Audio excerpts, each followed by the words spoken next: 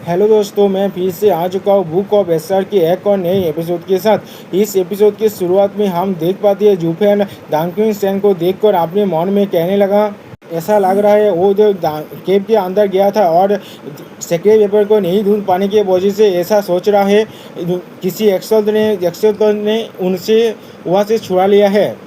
तो भी गुस्से में आकर उसने तो इतना बड़ा मैसिव तैमूर कीज कर दिया है एक्सेल को बाहर निकालने के लिए। टू साइड्स मिलने के बाद अगर उन लोगों ने पता लगा लिया तो किसने इस वेपन को स्टोल किया है, उस पर दानकुइन सैन एंड टू एक्सॉल दे तो will come to deal with me. लेकिन इस डेडली सिचुएशन में भी मेरे लिए शायद एक का चांस हो सकता है। अब उन लोगों के बीच में एक गैज है, वो लोग एक दूसरे से कुछ भी नहीं बताएंगे। एक दूसरे से दोनों को बताने के बिना गलतफहमी जरूर तोड़ी हो जाएगा। मैं सिर्फ इतना आशा करता हूँ जो स्कीम को मैंने बनाया है उसके अंदर इन तीन ओल्ड फोक्स से फंस जाए। लेकिन तो प्लीज़ उनका जो गार्ड को रिजॉल्व होने नहीं देना और मास्टर डिसाइबल का एक दीपार बॉन्ड नहीं बनाने देना।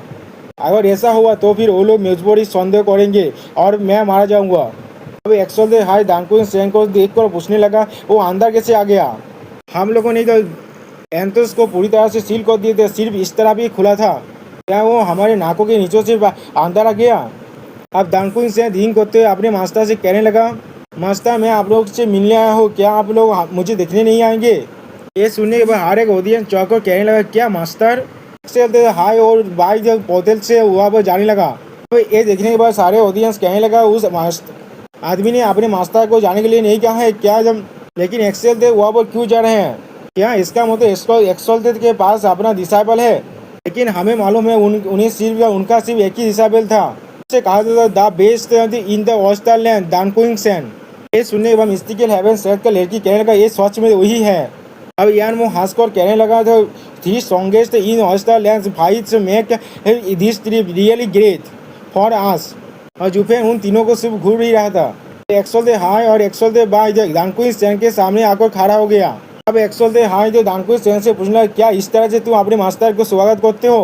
पहले दानकुइन सिंह कोलतोर फेस में उन्हें देखने लगा, उसके बाद कोलतोर में कहने लगा, ग्रीटिंग्स मास्टर, अगर आप लोग भी अभी भी मुझे अपना डिसाइबल हिसाब देखते हो तो।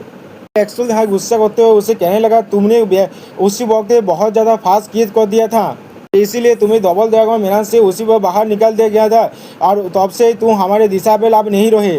दानकुइन सेन से चीखते हुए उनसे कहने लगा, अगर ऐसी ही बात है तो फिर आपने मेरा ग्रीटिंग्स को क्यों एक्सेप्ट किया? अब एक्सेल हाई कहने लगा, ये day a master a father for life did not we teach you? या तो भी अगर हम लोग तुम्हें अपना मास्टर अपना दिशाबेल ना भी माने, क्या तुम हमें अपना मास्टर नहीं मानते?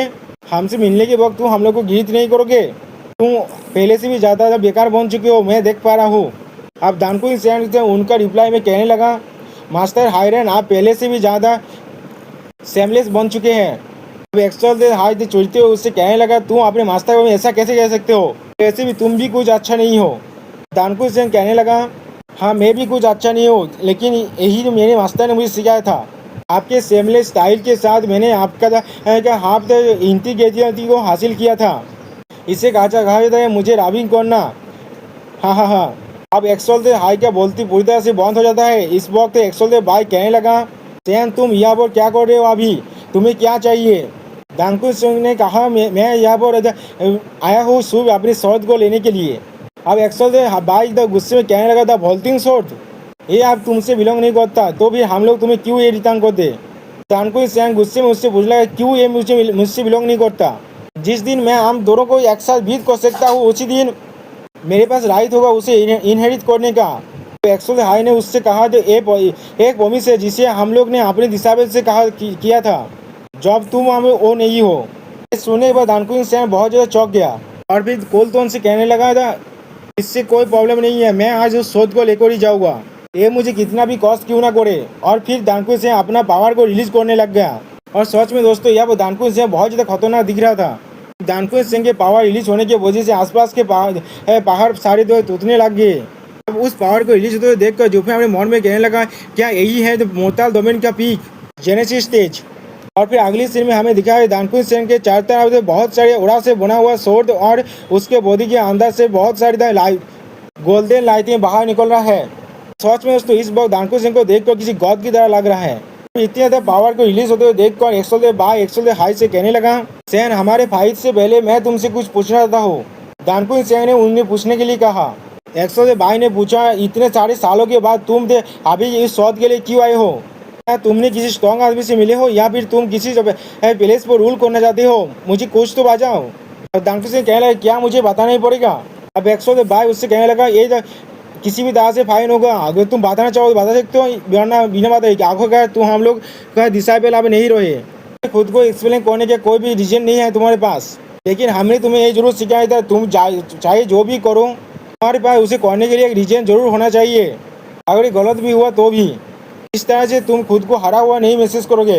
दानकुन सिंह उनसे कहने लगा, 3 साल पहले, सॉरी से पहले नहीं बाद में मेरा एक लाइफ एंड डेथ फाइट होने वाला है ओल्ड फ्री के फॉर्म द सेंटर एरिया। मैं श्योर हूँ अगर मेरे पास हौसला लेंथ के तेजा बोलती शॉट का हेल्प होगा तो भी मैं ये फाइट जीत सकता हूँ।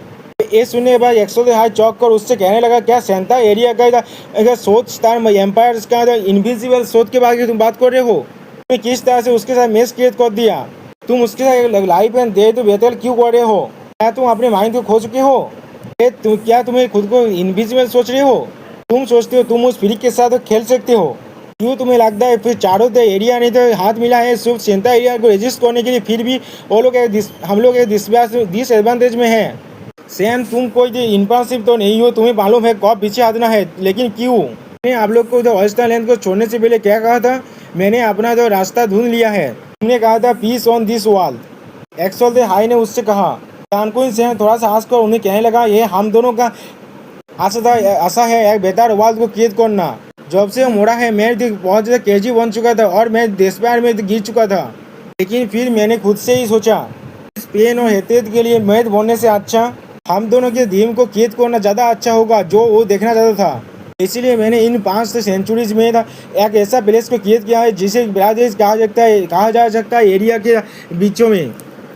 लेकिन मैंने कभी भी नहीं सोचा था वो ओल्ड मॉन्स्टर वो उसे डिस्ट्रॉय करना चाहता है।